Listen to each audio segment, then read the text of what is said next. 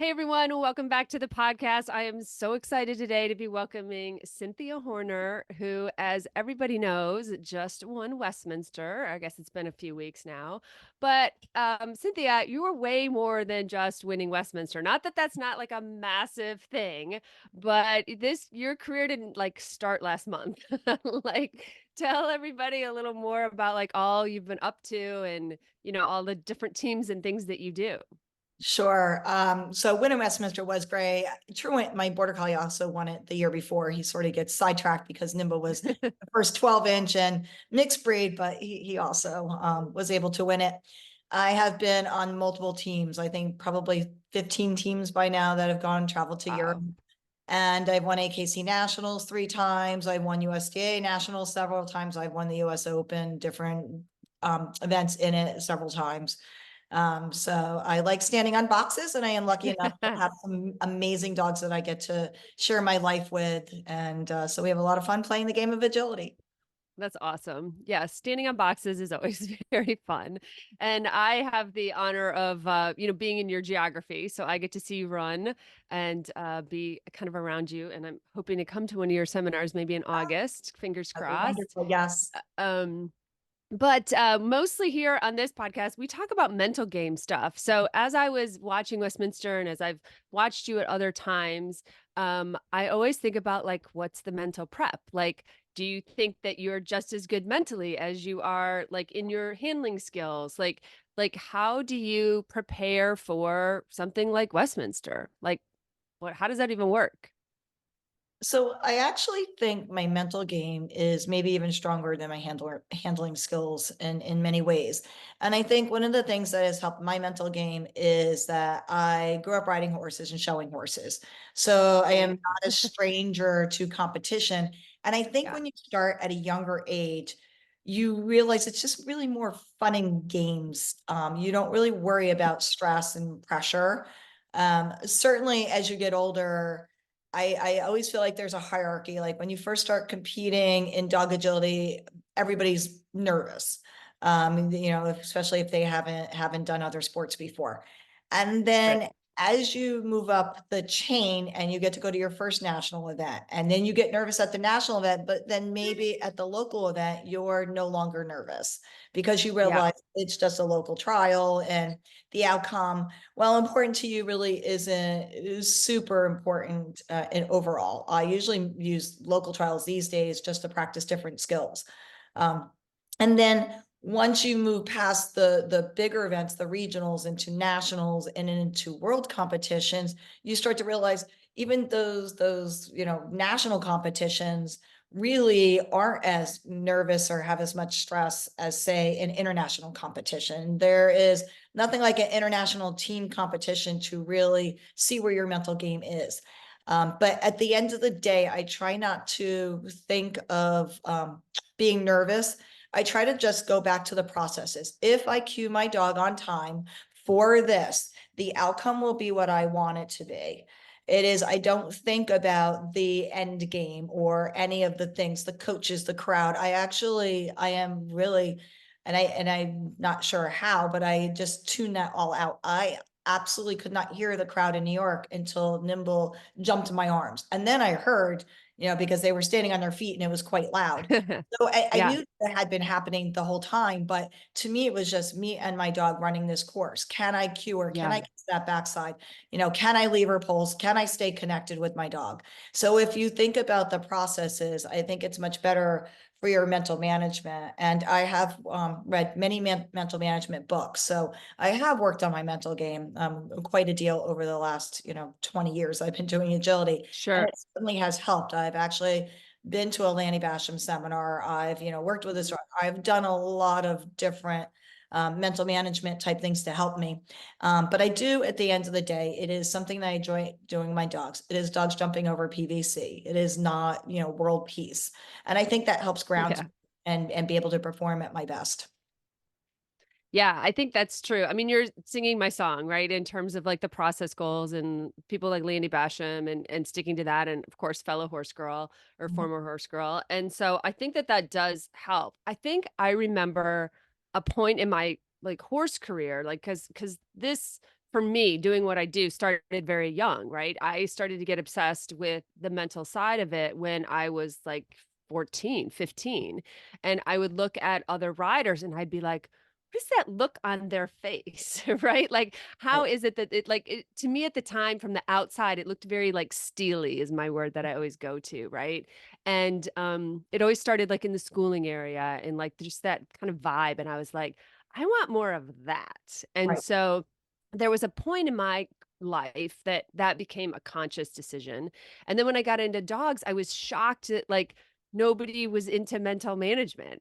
And I shouldn't say nobody, very few people, and even fewer talked about it, right? And so I think that there's a bunch of people listening probably that are like, oh my God, like I just insert myself into your story and just be that way mentally? So was it, or I mean, you are reading about it now, but like, was it organic for you as a kid? Was it like was always a draw for you? And like, what did you find any holes in yourself that you have been working to improve? I don't really think I personally, when I was a kid riding, and I did okay in horse competitions, I don't think I thought of the mental game too much. It really was, for me at a young age, and I think I sold my horse when I was 18 and went to college. I just, it wasn't part of, I just, I had my coaches, I went in, I did, and it was, just truly fun. I think I started to think more about the mental game the first time I made my first world team, like about 10 or 12 years ago. And then it was a little more serious because now I am going overseas to represent the USA. I want to do my best. You have a coach there. And there are, many, I've had some wonderful, wonderful coaches, probably all of them. But there definitely is a little bit more pressure when you go overseas and you are representing USA. You want to do your best. So I think my first one, like, because I was a alternate that moved up, I didn't have time to think too much about the mental game. But when I stepped Mhm. to the line, I was definitely aware of the chanting of Team USA's chairs and Mm, and luckily I had a very grounded dog who Spice, who was wonderful, and she probably covered me and helped me, and it got me through that competition. And she actually did very, very well. I think we were bronze medalists for team that oh, year, and she was maybe fourth in the overall competition. But I came wow. home and I definitely realized I need to work on this aspect of it because I don't want to be thinking about all of those outside influences when I'm getting ready to walk into the ring. I truly want to walk Right. into the ring and look at my dog and say, how do I best communicate how to get around this course with that dog and almost isolate everything else. So Mm, I like to think that I'm going into a funnel, and I at Spice, when we would first start going to competitions and winning things, I always had this little thing with her. I'd look at her and I'd say, why not us? Because we had as many ooh, I skills as love that. anybody else and we were good. And I was just like, why not us? Because, we weren't well known Yeah. at that time. And I thought, but we're good. So, or I felt we were good in our teamwork. So it's like, we could do this too. Why not us? Now it's a little different because I do feel, particularly with Nimble, we are, if I go clean, we are more of the favorites sometimes on Mm, events. And so I actually asked Lanny I was like, well, what do you sort of do? How do you handle that when you have that other pressure right. of, you know, people, there tends to be when I run in challengers, I was aware of it. I walk out, it's dead silent in that stadium. And that's also a little bit can be part of the mental, Yeah. pressure that you feel. And so he just said, well, you can always remember why you might be the favorite. And that helps me also, like, but and at the end of the day, I do realize that you're gonna have great weekends, you're gonna have great runs, and you're gonna have runs that look like you started agility 24 hours ago and everything in between. I mean, you're not going to be able to be perfect every time you step to the line. And I think that makes you realize then, as long as you're trying your best, and again, I go back to the process. I cue my dog to the best of my ability, and things should work out in the end if I do my job and I've trained my dog to do her job. So I Yeah. try to keep it just very grounded that way. But certainly, the first run when I stepped to the line in England, I will probably feel a little more pressure. Like now, like when I step to the line in Westminster, I really don't feel very much pressure to an event like Westminster or even finals at AKC nationals. I am mostly just trying to keep my dog, their mental game together, because my dog can get quite over aroused. So coming in, I spend my energy making sure she's nice and calm.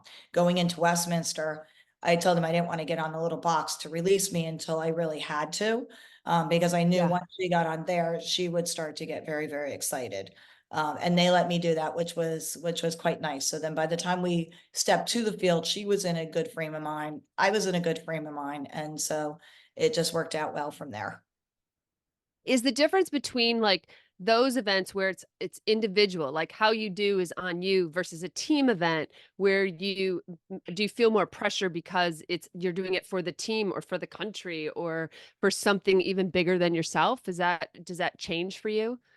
Absolutely. So if it's so in EO, when I go to EO next month, in England, you have individual rounds and you have team rounds. And of course, then you're also part of Team USA. So you know, feel a little bit of pressure, but pressure is a privilege. And it really is. That is the saying going down the Westminster Hall. And I Yeah. absolutely believe it is. Mhm. I don't look at pressure as a bad thing. Pressure to me is it makes me perform better. I absolutely usually perform better Same. in a pressure situation or a bigger event than I do at a local trial, because I think I care more about the bigger event. But when you feel that little bit of that pressure, some people either perform worse or better. I tend to luckily perform better. Um, but that's because I think I do realize that while the pressure is there, it's not against me. It's actually inflates me. I think of it as like a balloon inflating me to be better. Oh, But I like that. when you walk into a team event as part of Team USA, you do have three other teammates on my team at EO. I want to do my best for not only me, but for them. I don't want to be the weak link on the team. So Yeah. it definitely do feel a little more pressure of that, but I do realize most of the time your fellow teammates understand it is agility and things do happen. And I know I would never hold it against a teammate for making a mistake and having an E, and I'm pretty sure they wouldn't hold it against me also. Yeah. Do you get because of the amount of teams that you compete on and with and for, right, to get onto these teams, do you how does comparison sneak up on you ever? Like because you're having to be competitive for those spots and are you comparing yourself against other people or are you just using them as a measuring stick or as motivation? Like how does comparison factor into your life if at all? I try not to compare too greatly. I certainly am aware of, so Nimble internationally measures into the medium height because their cutoffs are so small in Europe. And, I am definitely aware of the other 16-inch dogs that may be trying out, but I try not to compare my team to them, because my dog is very individualistic to me.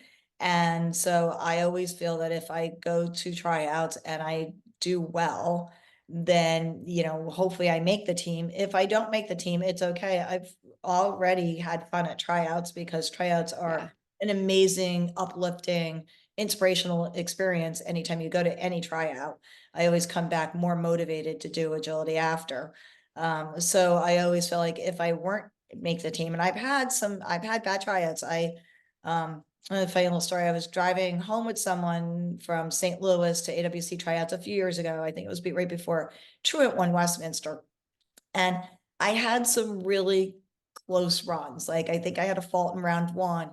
In round two, I think I eat it like obstacle 17 of 21. And then it was Ugh. obstacle 18 of 21. And then it was obstacle 20 of 21. It Ah, was always the end, which then made me think like, well, okay, I have to go back and start working on my fitness aspect of it, because if I'm eating mm, at the end, maybe it's because I'm tired. I don't know if that truly was the answer, but that was my solution to try to help it. But I remember driving back and my friend said, I feel so bad for you. You were like so close to going clean on every single run. And these were very hard courses, ISC type courses. And I looked at her and I'm like, well, I was like, that's the way Julie is. You're not going to have great weekends every time. I was like, and we were happened to be going to Westminster the following week. And I was like, True might go to Westminster next weekend and win it all. And he did. I mean, it was just, so that's the thing about dog agility. Like you can have what I call a learning weekend. It's not a bad weekend. I learned right. that maybe I have to work on this, or I have to work on another skill with him. But just because you have one weekend that's not perfect, it doesn't mean the very next weekend under different courses, you can't shine again. Right. So I try to always Yeah. keep that in the back of my mind that, just because you're having one off weekend, shake it off, learn from it, learn what you can do to improve about it, and then move on, leave that in the past, take your learnings from it, leave it in the past, and certainly move on to the Mhm. next event so that you can be the best that you can be in the future. Yeah. Perfect. Perfect. So, in that you just mentioned, working on your fitness. Do you, I think about things as like, in order to be strong mentally, you have to be strong physically as well. And there's stamina for your mental stamina, being able to like sit at a trial all day, even waiting takes a lot of stamina because you can get very tired and run down. And your physical stamina isn't just your ability to run, or it's not just what you weigh, it's actually your ability to hold up in some of those environments. So Absolutely. like do you actually like address your physical and mental, or well, we talked about some mental, but your stamina piece of it, or does it come organically for you? Like what's the balance of that? Um, I think like everybody else, I can get tired. The hardest event I probably run every year is the US Open. So the US Open is 5 days. Walkthroughs are at 6 o'clock, 6:15 a.m. You are walking several courses at once and in multiple Oof. ranks. If you're running multiple dogs there, you may have biathlon jumping in rings 4 and 5 with two different dogs. And at any national event, they never set the course exactly the same. They can't, it's Right. impossible. So you have to go and walk, both rings the same course. Plus you're walking other rings back to back to back of different courses too. So you might be walking 4 or 5 courses at, 6:15 a.m. You may not run some of those courses until 2 or 3 in the afternoon, right? So and Wow. you've already run other courses. And then if you're lucky enough, and it seems like I'm somehow lucky enough that you're in finals at night, and the big dogs like my border collie don't usually stop running until 10 p.m. And That's then crazy. that for 5 days That's in a crazy. row. And it is Wow. truly exhausting. So that is always the hardest one from what you're talking about, the mental and the physical, because while you do have some downtime, it's really a challenging event because it does wear on you. It does make you fatigued mentally and physically. And so I do try to stay in the best shape on both that I can. And I try to take down times, even if it's just a walk around the grounds of Jacksonville Equestrian Center. Usually I'm lucky enough to have an RV there that I rent. So I can go and I can go sit in my RV, maybe have a cup of coffee midday or something, just especially if I have finals that night. I want to make sure I have enough stamina and energy. Yeah. And I'm very careful Yeah. about what I eat, particularly on those days. I want to have, foods that fuel my body to make sure that I can still be strong in the evening and not just, bad things. Yeah. Yeah. Yeah. So some people are listening to that and they get lost on their AKC course on the weekend. Like, how are you holding, like, did you have to really work on holding all of those courses and all of those plans, right, for different dogs in your brain as you're walking at 6 and running at 3? Like, how does your brain figure that out? Or just if you had to learn that over time? I've definitely had to learn it over time. The other thing is and I've worked on a lot of different, and it's also part of mental games. And I actually run a workshop on mind games where things change on course and you have to react to it. Yeah. Like you can't get stuck like that, deer in the cross lights. You have to be able to say, okay, my dog turned wrong and I have to go with it. So I put pressure on handlers in this workshop that I do to make sure that they can handle anything that sort of happens at them. So when I go to the US Mhm. Open, there are many, many courses. And I remember this past year, we were walking, it was still dark. I think it was really early Oh in the my morning. God. It's dark outside. The outside courses had no lights. When I came back to run it 3 hours later, it was lighted. The course looked completely different to me. I'm sure. It was Wow. just, and it threw me for a second, and it was like, okay, this course is completely different. But you do, after you run one rotation, you can go back to the next rotation you're looking at, and you can look in and watch the dogs run just sort of as a refresher of what the course is. But those memorization skills really are paramount. But I feel like the more you work them and the longer you do agility, hopefully they get better for you. There's also some Yeah. games you can do. Like I know I've had some clients that had trouble memorizing courses. Like look at a course map, flip the paper over. Can you write that course out? And how accurate are you? Hmm. You know, and mentally think about the course in your mind. Don't just look at it. Can you close your eyes and really see the whole course, everything? Also, I feel like what helps with that a great deal is people that look for dogs' lines have a little bit more easier time and understanding where a course will go than people who try to look just for There's numbers. this So obstacle. Yeah. sometimes I will actually miss a number because I'm always looking for the line. So I'll be walking Hmm. and I'll be like, well, the line should go here. And I'm like, oh, wait, they put that number, it's not maybe a good line. And so I didn't Right. want it to go that way. And so that's when I'll get caught like, oh, I missed that. But I do think in general, if you look at the lines that your dog and understands a dog's path and lines, then it makes more sense. The courses will always make more sense than if you're just really looking at 1 to 2 to 3 to 4, which doesn't help. I also think it's a hindrance when you look at 1, 2, 3, 4 so strongly on your walkthrough, because unless you are much faster than your dog, you can't read the numbers, and you don't want to read the numbers because it'll disconnect from your dog when you're running. So you really should Yes. try not to look at the numbers on your walkthrough. And I think that helps then remember courses better on where they're going to go. Yeah, And because you have to rely on other factors to yeah. remember them versus like what we learned in school, which is 1, 2, 3, 4, right? I mean, that's kind of old school. Okay. Very Yes, cool. after my first walkthrough, I try not to look at numbers anymore. So the first walkthrough, I might look at numbers a little bit just to, make sure that I'm correct. I didn't miss one because I thought that the line should go here and the judge obviously should go somewhere else and it's their course, so they're right. Yeah. Um, but after that, I try not to look at the numbers again during my course walkthroughs because they're not helpful and I won't be able to look at them again when I'm running my dog, obviously, because if I did, then I would just be disconnected, like I said. So I very much try not to pay too much attention to the numbers once I've done my first walk. Yeah. And then throughout the day or any other day for that matter, like how do you use or do you use visualization, to it's because I always encourage people don't just use visualization to like remember the course, but you're Mhm. using visualization as like how do you want to feel? What's the position? Where's your dog? Like, you're trying to use all of your senses because really great visualization is like becomes like a memory in your brain and tells your brain, like research shows, tells your brain that you've already done it and you've done it successfully. So this is great. So how do you use visualization like throughout the day, especially on those crazy days?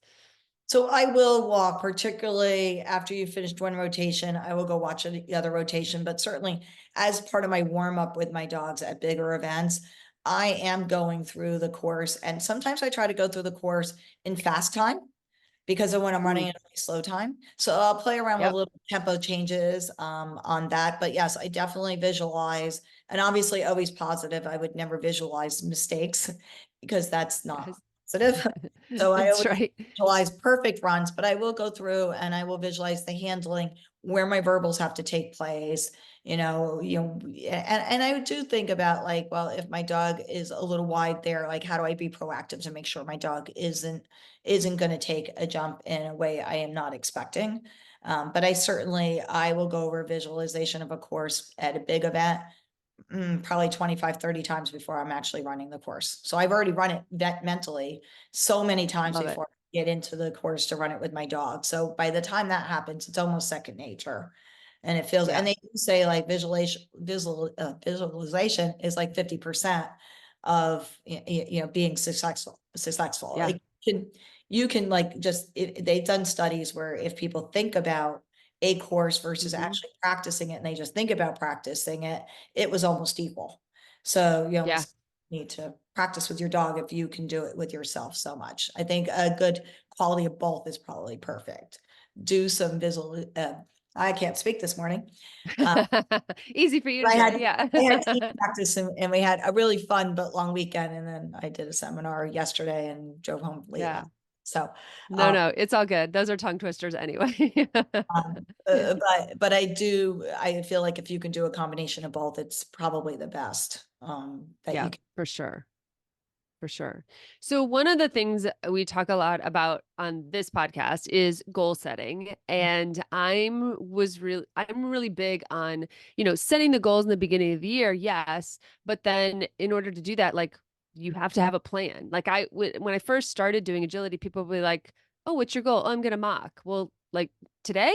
Oh no, in a couple years. But then there was no really like plan to like make sure that that happens. And of course, you're dealing with even bigger goals. So, like, do you sit down at the beginning of the year and you're like, this is what I want to accomplish this year? And then you map out like how you're going to get there. I mean, I know you talked about a little bit about some events are just practice events for bigger events, but like, how do you figure that out? Because your schedule is madness. So, like, how are you figuring out your goals and then getting your stuff done in the midst of teaching and doing all this other stuff for other people and of course having this be your job? So this year's goal, I don't always have a goal for every single dog. Like Okay. right now, for my young dog, I mean, I guess I do have a goal, try to get him on as many ISC fun type things to develop his skills and maybe get enough points along the way to go to tryouts. That would be sort of a goal. So my goals are more training goals. Like I want my dog to be able to layer the dog walk from 30 feet, stay in the poles, or bypass a tunnel on the way to the poles. And I'm layering the dog walk from 30 feet. So I have more training goals like that I need, build, better discrimination skills for my young dog. So I don't really think of, for a young dog, it's more about training skills and competition Yeah. skills. Certainly for Nimble, as soon as I got the phone call inviting me back on the EO team for this year going to England, then my goals for her became be as prepared as I can be for EO. And hopefully, potentially, if I'm prepared, I don't like really to do outcome type goals because I feel like we don't have super control over those. Um, Correct. but be prepared as much so that hopefully I can go clean in an individual round and make finals on the outside. That would be lovely. So I have built up all year long since to go try to run under as many of the judges that will be at EO as possible. So for me, that meant Martin Cavell, even before we knew which judges were judging what, now we do know that, he was judging the Invitational in Chicago, the UKI Invitational. And so, of course, he's an EO judge. So I'm going to Chicago to run his two courses because, and my whole goal of that event was to cue my dog as well as I could on his courses and go clean. Luckily, that goal was accomplished. And, but more it came down to, I want to get to know him as a judge, what he's going to present to us, so that if I see it again in England and there's something that I don't feel comfortable with, I can go home and work on that before I go to EO. So every single thing that I've done this year has been sort of prepping me for that event for her. Even Westminster, it's a great trial, it's a great day, but I wanted to try to make finals mostly because I wanted to get her into that environment, that Mm-hmm. crowded environment, because if we are lucky enough to make EO finals, it is pretty intense. Crowd's going to be crazy. Yeah, Yeah. crowd is crazy. You have, hundreds of people around those rinks, sort of very similar to New York. So I wanted to get her into that situation. I wanted to go to AKC Nationals to feel that pressure and try to do that. And luckily we were able to make challengers. So again, it was sort of that try to go clean thing. Unfortunately, we had a bar and we didn't go clean, but that's okay. It still was a good prep. I knew that everything else went really well on a fairly complicated course. Yeah. And so everything I do up into EO is to try to get ready for that, to run harder courses, to compete, on these harder courses. So I've done the whole year or over a year almost on just trying to make sure that we're as well prepared, because I do believe nothing helps a great mental game as preparation. If I feel Yeah. totally prepared for an event, then I don't have to worry, then the mental game becomes a little bit easier. If I go Sure. into, if you've studied for a test and you're going into take that test and you're going to really do well on it, you're going to feel more comfortable. You're not going to feel as much stress to that test, even if it's an important test.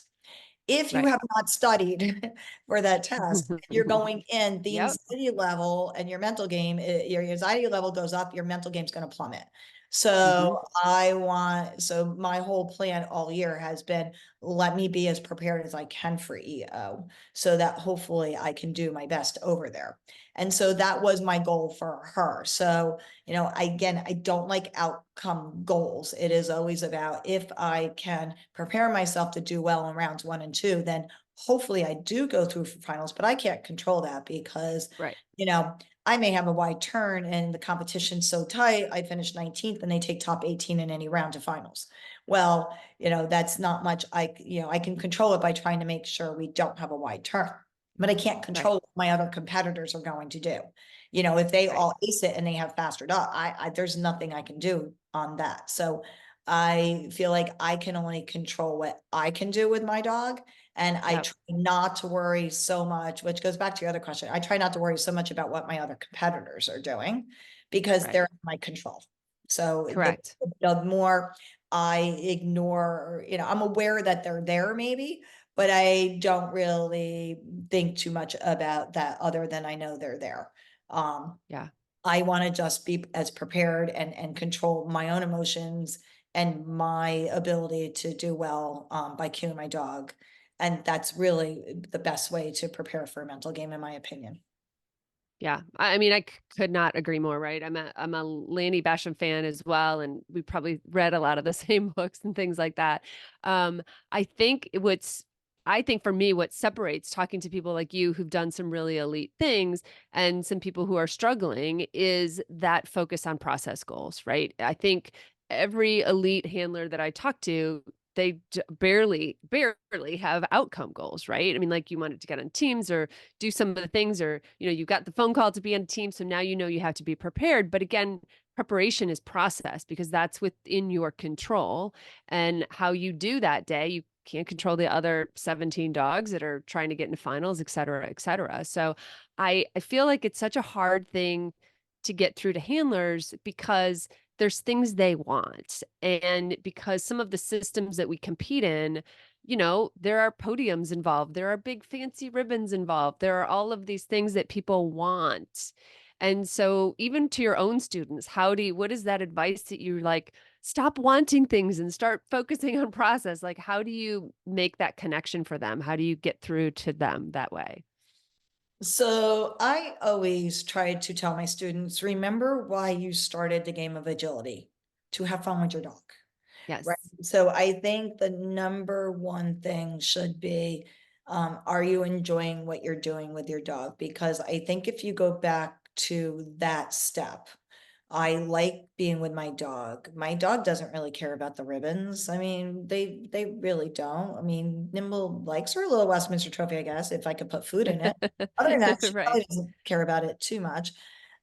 So I always go back to, I've had a dog who's really, really fast years ago. He was an amazing border collie, super fast, but he sometimes would knock bars, and it would be very frustrating because we'd have the fastest time at some regional or something, and yet we had a bar, so Yeah. we didn't get our buy. And it can be discouraging, and it can shake you when it happens over and over again. Yeah. But I had to change my mindset. I had to be, do I enjoy trialing this dog? The answer was yes. I loved running that dog. So when I sort of took the pressure off us to go out there and cue all the time, and I did Mhm. I did do some jump training too. I'm not gonna say it just magically happened, but then Right. things really did turn around, but I think I had to change my mindset in that I need this now. And I always tell my students, you don't need this now. Your dog doesn't need this now. It is a journey. Some journeys have different paths than others. I've had a dog, my border collie truant, he made the first EO team at 3.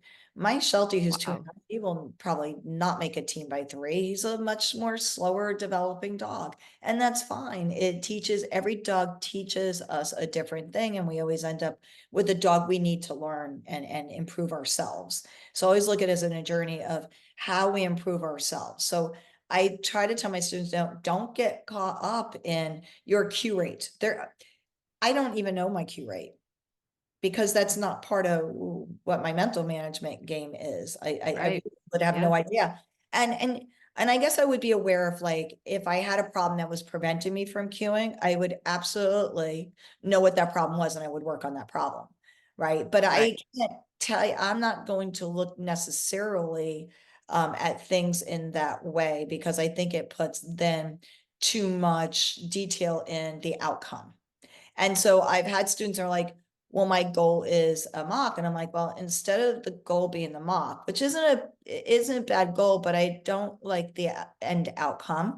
So I'm like, what is your goal to be able to train your dog so that can become a possibility? So Right. the goal should be, I need to connect with my dog. I need to work with my connection with my dog, or I need to work on motivation with my dog if I need more speed points, or I need to work on whatever it is that will maybe help you get that mock. But I don't Yeah. think just saying I want my mock as a goal would be a super good goal, in my opinion. To me, if your dog doesn't make enough speed points to get a mock, it would be like, I need to work on, my goal is to motivate my dog so that we can be maybe a yards per second. I don't mind that calculation, yards per second faster or something, so I can get more points. Yeah. To me, that's a much better goal, because when you finish that goal, then your mock goal will actually probably happen. But I don't like thinking, like, my Right. goal would never be, even though I love it, my goal would never be like, I'm going to go win EO, because Yeah. that is not a good goal in my Right. opinion. It's No. not even up to, that outcome may not be up to me at all. So I Correct. think that is a great goal. But my goal is, can I have all the skills on those type courses to help me get into finals? And then I Hmm. always feel like when you're in finals, it can be almost anybody, because everybody in finals has an equal chance. So Yeah. more process oriented than say, oh, that is my end goal. My goal is never to end up on a box. I end up, I think, on many boxes, because I can have my goals of, I can make my dogs faster. I can make my dogs, I can work on my running dog walk. I can work on this or that, so I can go cleaner. I can work on Yeah. turn, nimble, because sometimes that is one of our weaknesses. And if I fix that weakness, then yes, it makes us a stronger team, and a stronger team usually does end up on bigger things. But I don't try to make it my goal to win things. Right. I think that's a very disappointing goal for many people if they were to. Yes. Yeah. Yeah, I think it is too. So are you, in order to work on those things, are you like at the end of a weekend, do you write like notes, like feedback, or do you just keep it all in your head? Or but like, because I feel like if you start to see a trend, you can be like, okay, there was two wide turns this weekend. Like I gotta do that. Or is it just all swimming around in your brain? I am very aware mentally without writing things down. We have two very big training things that I am working on right now. And Okay. so I'm aware of them. I do have them written down, and I do consciously, like, if I have a problem with a course, I will keep that course map and I will sort of circle the areas of where I had some issues, so that I can see if there's a trend. Like, if it happens just once, I'm not going to worry about it. If my dog were to miss one running dog walk, I'm not gonna worry about it too much. If they miss that same exit or that same entry, and then they miss that running dog walk 4 times, I'm working on that to fix Yeah. that, right? So I like to see, a trend isn't one, it's, two or three or more. And if I do have, that trend, then I am gonna go start training that. But I do have sort of a list of training things for each dog, for sure. I have, this dog needs this dog needs that. And then I also have maintenance skills, sort of written down, and it's different for dog to dog. What Truant needs is maintenance skills, Nimble may not need. So I definitely have, things written down for each dog on my training and where I need to work on things. So yes, the answer is yes to that, absolutely. And I do keep course maps. I have students that come in, they're like, my dog had this bar. I'm like, okay, that's not helpful to me. Show me. Right. You need to keep all your course maps with all the bars that you're having, because there are thousands of grids, there are thousands of different ways to teach different jumping things, and you're not going to do all of them to any dog, because to me that's unfair and probably boring to the dog, because Right. they might not need 90% of them. They need, if it's, well, when I have a slice approach and I bend to the left, my dog knocks that bar. Okay, well, now we know, and we've Yeah. isolated what the issue is. Well, let's go train that and set up some things to help your dog improve that. Yep. So I really do like people, if they're having mistakes on a course, circle the course, keep the course. And if you see the same mistake several times over and over on different courses, but it's the same, kind of turn or whatever, then yes, we need to address that to make you better and Yep. more successful. Yeah, perfect. Perfect. I have to confess, I've used you as an example before without your name. I was setting bars at Palmyra up in the net one, and it was probably for the 12-inch or 16 or something. I wasn't running, so it's probably 12. And you came across a dog walk. Your dog was in, the judge did not call it, but you didn't like it, Mhm. and you took your dog off. Mhm. And the reason I've used that as an example is I think it is so important for people to hold their criteria above those, again, outcome goals, right? Yet you were queuing, you could have queued, you could have finished the run, but that would not obviously have satisfied your longer term goals. And the way I talk about it is every run, again, from the outside, I was a bar sitter. Like, what did I know about what was in your head or what your goals were? But from the outside, it was no, the long game. I'm doing this as an investment. Every run is an investment in a future run or in a future, EO or something, some other thing that you had. And I was like, I almost wanted to like clap, right? Because as like looking at it from like a mental aspect, I was like, you are the only handler probably that weekend, that month, whatever, who stepped in that building, who was willing to like, no, it's not about the queue. I didn't like where your foot was. Like, we're leaving. Mhm. And of course, memory is probably, changing the exact details of the moment, and because it was a couple years ago or whatever. But I just think that that is such a hard thing to get through to some handlers, of like looking at the long game and looking at it as a bigger part of a bigger picture. I know that with, and again, you have to know the personality of the little dog and if it's helpful or not. I have one dog that if I were to take him back and ask him to repeat something, he gets a little bit more thoughtful and then it almost gets worse. So for him, Mm, maybe I would let things go unless it was really blatant and really not what I wanted. yeah. And you have a dog like Nimble. If I were to allow her to do too many teeters or have a teeter fly off and go on, it would not be great. I also am very careful about doing a fix and continue because it's still reinforcing for her for when she goes back to do it. She'll go back and Right. do it correctly, but it doesn't always fix the problem because I now still reinforced the first behavior that I didn't like. So for her, it is actually much better for me to walk her off. And I don't do it. I'm not mad at her when it happens. It's Oh just no, you were just like gave it away, the picked up the criteria, dog like you know, let it nonchalant. go. Yeah. Yeah, I'm not gonna yell at my dog or I still No. love my dogs. Um, but for her particularly, I have to remove her so she can't get further reinforcement from a mistake in behavior. And Yeah. so, and again, it's just her personality. There are other dogs that fix and continues will absolutely fix it, and you have to always weigh like how much desire does your dog have in the sport and in the game. If they have a lot of desire, then removing them from being further reinforced really will fix the issue probably the best. Take a broken strut line stay.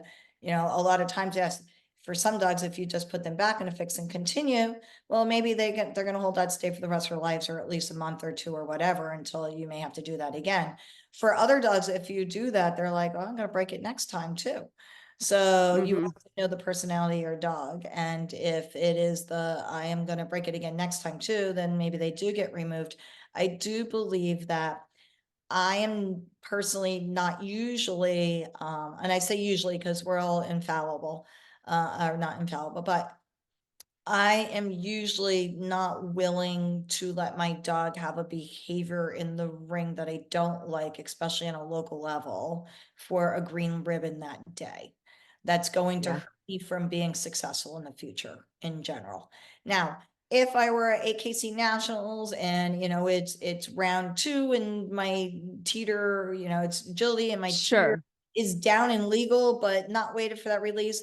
Am I going to do that no, I'm probably not going to do that at nationals. I'm going to be like, all right, but then I'm Right. going to go to a local trial after and I'm going to try to make her break it. right? Like Mhm. I may let her have that at nationals, but my very next trial at home locally, where I again don't care so much about the green ribbon, I'm gonna do whatever I can do to try to entice her to make a mistake. Yeah. So I can teach her that, you know, in the ring, I don't want dogs to become ring wise where they have one behavior in training. Cause I have lessons like, I mean, Mhm.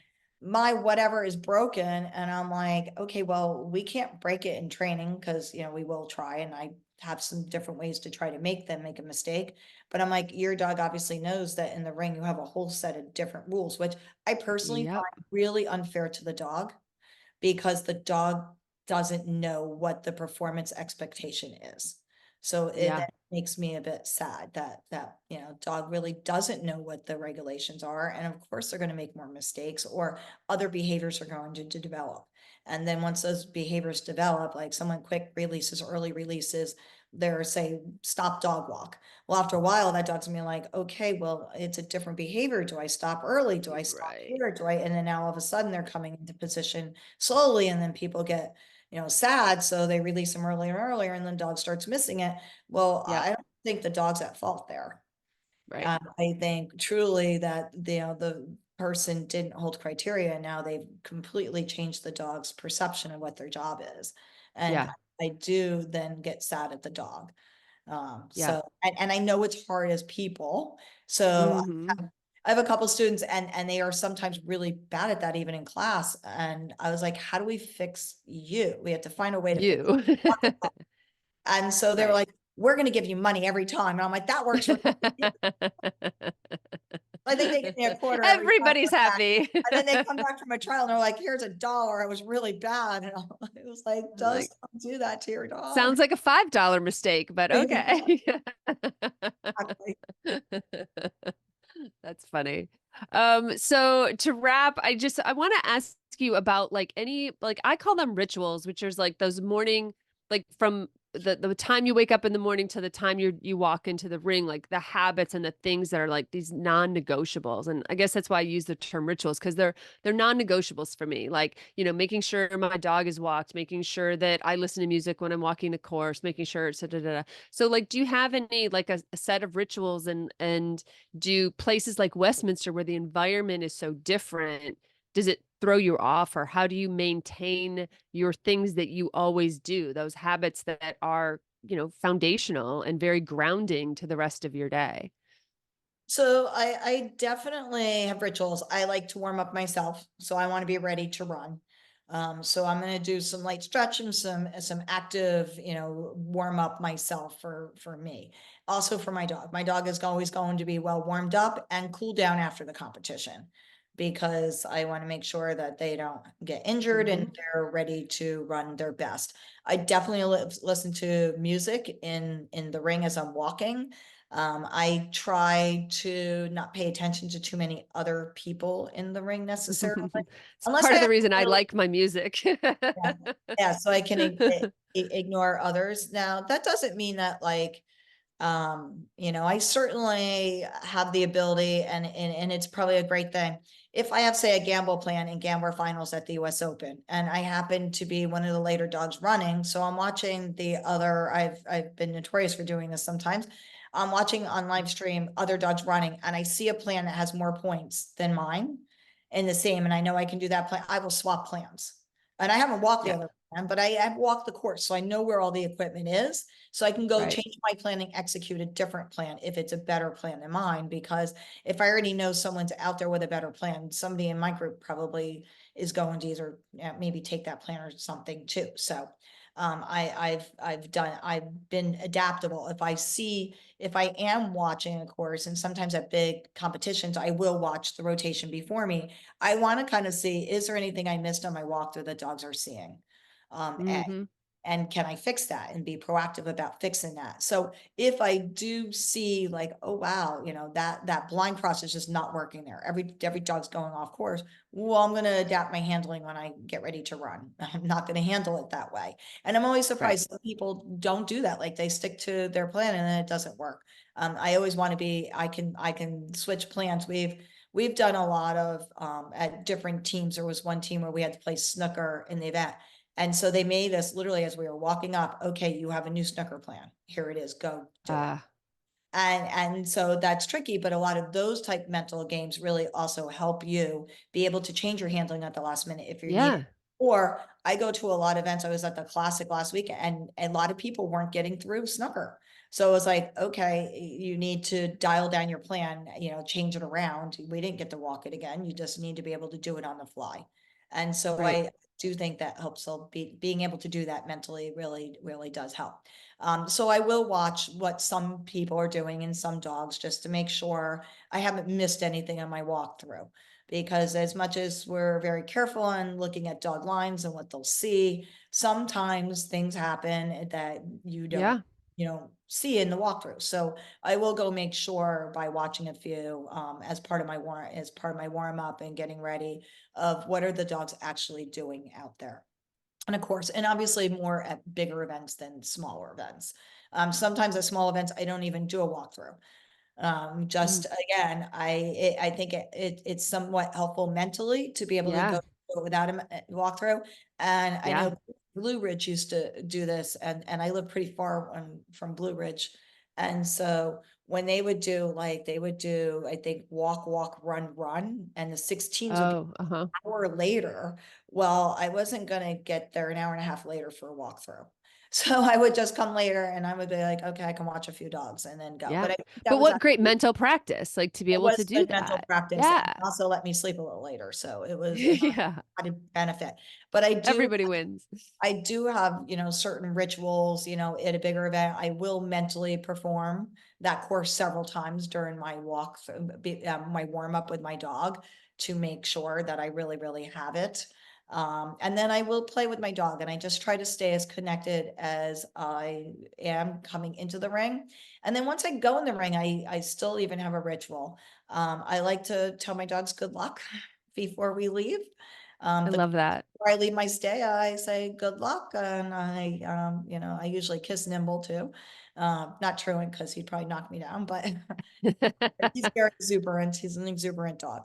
But I do tell them good luck, and then I try to really remember that it is a sport I love, and I love doing it with my dogs, and just to go enjoy it no matter what happens. That's great. That's perfect. Yeah, I love the good luck thing. I always say thanks for playing with me Oh, that's because great. because it reminds you that just what you're saying. Like it's not their idea to do this, Yeah, right? Like thanks for doing this with me. Like this is cool. Let's yeah. So yeah, I love that's the last thing. And I think it's a good like mindset twist. You're not like, "Oh my God, tunnel." You're leaving with like, "No, this is my why. This is why I do this. We're gonna have fun. Good luck." I yeah. love that. Yes. All And I try not to rush any start. I think that's why start right. line stays are so important to me Mm-hmm. unless you're working on motivation with a dog. Sure. But I really do like the calmness, particularly with a dog like Nimble, the calmness as I am walking out, because I know Yeah. once I release, things are going to happen really Yeah. fast. So Yep. I sort of like that calm before, it's not really a storm because I don't think our runs are like storms, but it's No. before, okay, now we're going. So Yeah. it's sort of like the horses coming into at the Kentucky Derby, they're getting in the gates and it's sort of, and then all Right. gates go and it's like madness for a minute. Right. It's not really Right. madness. They're all in control, I'm sure. Yeah. But you want them to enter the gate calm, right? You want Yes. them to know their job, Yeah. right? And that is really important for everybody. Mhm. Cool. Absolutely. Well, awesome. Well, I want to keep us to our time and respect your time. I know you've got a busy day, and I couldn't thank you more. And I love all of the things that you believe mental management. So you're singing the song of my people. So thank you for Awesome. That's that. wonderful. Thank you And so for much for re having me. Yeah, it's been a huge pleasure and good luck with everything. I can't wait to cheer you on. Thank you. Thank you very much. Nice to talk with you. All right. Bye. Thanks.